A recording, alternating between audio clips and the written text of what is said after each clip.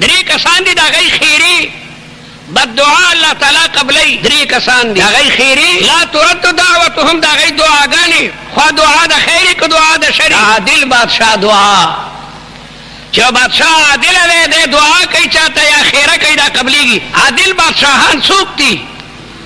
خلفای راشدین، ابو بکر صدیق، عمر فاروق، عثمان ذی النورین، علی المرتضی رضی اللہ تعالی عنہم. دغرنگی عمر ابن عبدالعزیز، سلطان صلاح الدین ایوبی، عالمگیر رحمت اللہ علیہ، دای دعاګانې قبلیږي. او ودعوت الصائم حين يفطر صومه، روجدار چې کله روجه ماتي په دې وخت کې الله تعالی دعا قبلي. ځکه روجدار خاص کر دا الله در ادا د پاره روجه نیولې ده، په دې کې ریا نشته.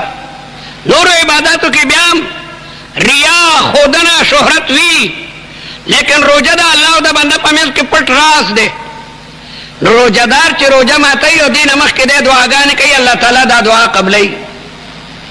او دریم ودعوت المظلوم، دا مظلوم خیری دا د ظالم په کور باندې اور لګي، بلکې الله تعالی مظلوم ته وایي چې بعزتي وجلالي، زمانه په خپل عزت او جلال قسمی لانصرنک ولو بعد حین، مظلوم زه به ستا مدد کوم.